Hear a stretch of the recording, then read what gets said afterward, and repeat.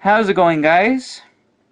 Okay, with E3 right around the corner, I want to do these discussion videos where I discuss each of the three main game companies and what I hope to see from them at E3 during their presentations.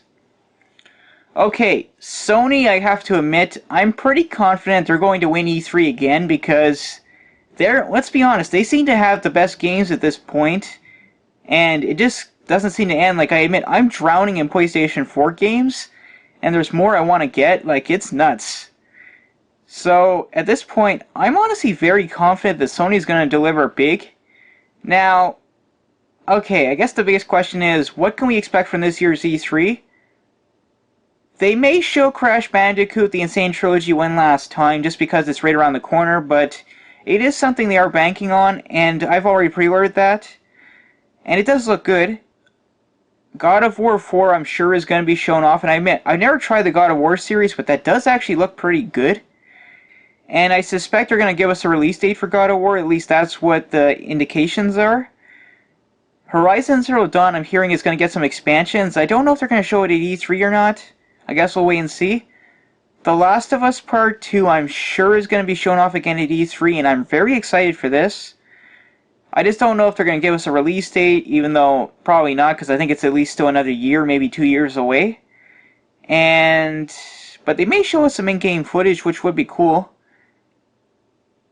Days Gone, I think, is coming out this year from the rumors, and it looks interesting. I'm not sure yet if I want to get it, but it looks like it is inspired by The Last of Us, but from a different developer, and I'm curious about it, and I'm willing to give it a chance. And I'm sure we'll get it, and they're obviously going to show us a release date. I'm sure it's coming out this year at this point.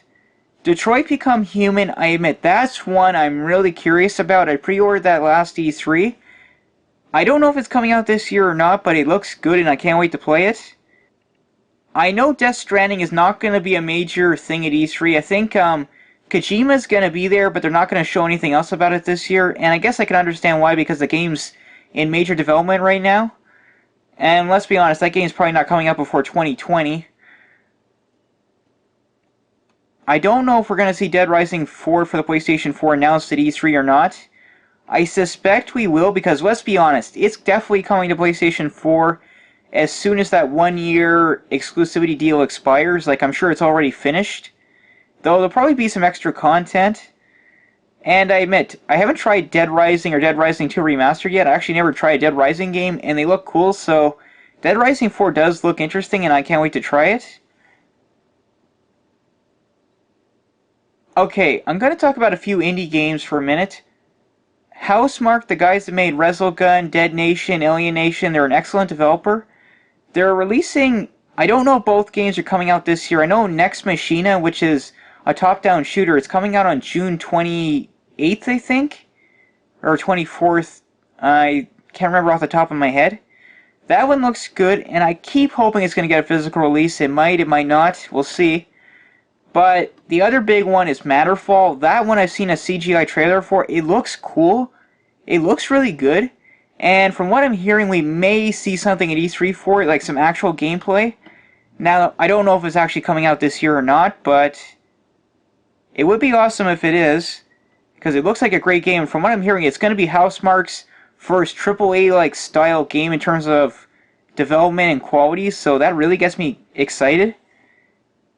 Now, the other big question is, what else does Sony have to show off? Now, I'm sure they might show us some more VR games, and I really want to get the PlayStation VR. I've tried it, and there's a lot of VR games I want to try, but the price tag is holding me back. I just can't afford it, but I'm going to try and do it eventually. Because they really still have to push VR if they want it to succeed. I mean, it's doing okay so far, and long term, I suspect it will be a good success, as long as games keep coming out for it. Now, the other big question is, what does Sony have that's coming out that we don't know about? That's what I'm curious about at this point. Sony could have a lot of new stuff that we just don't know about, and I would really like to know that. And if it's from indie developers, I hope they actually give them some stage time. Like I said, guys, at this point, like, I'm having trouble remembering everything that Sony could have to show off. I know, oh yeah, I'm almost forgetting Spider-Man. That might be coming out this year, I don't know, but we may be seeing the release date if it hasn't already been leaked. Thank you, Marvel, but I think that was a mistake. Like, at this point, Sony keeps delivering on games, and I'm having a hard time just remembering everything and trying to keep up, because Sony is nailing it with exclusives, and all the third-party titles are better on PlayStation 4 at this point. So, Sony is, honestly, I think they're doing great in the games department. The only thing I am concerned about is, I know about the rumors going around that the PlayStation 5 will be announced at E3 for next year. I honestly don't think that's going to happen, and I hope to hell that does not happen, because if Sony announces PlayStation 5 is coming out like next December, that would ruin the PlayStation 4. Like, it would be stupid of Sony to do this, because it would make no sense. The earliest the PlayStation 5 should come out is December 2019, if not 2020. At this point, Sony has no reason to launch the PlayStation 5, they just don't. That's the only hurdle I'm afraid of, that Sony could make a serious mistake like that, but I just don't think it's going to happen. Now, I know a lot of us wish they would announce backwards compatibility, and I admit, I would be very excited if they announced, like, they had like an excellent emulator program that could run PlayStation 1 and PlayStation 2 games, like, perfectly, no problems, and it was region free.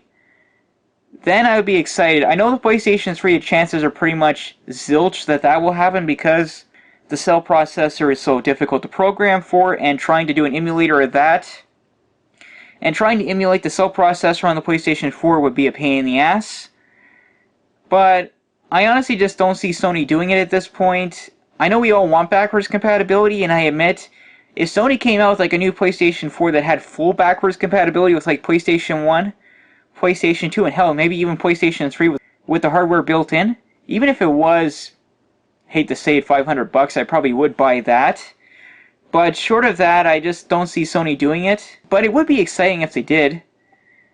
At this point, I think Sony is definitely going to win the C3. I'm very confident that they just have the best games to show off. Though Microsoft could surprise us, that's the one I'm curious about. I'm just expecting Sony to have the best games. Anyway, I'm sure Sony's conference is going to be great, and I can't wait to see it. Alright, this is the end of my discussion video for Sony before E3. I will talk to you guys later. This is the Entertainment Wizard, signing off.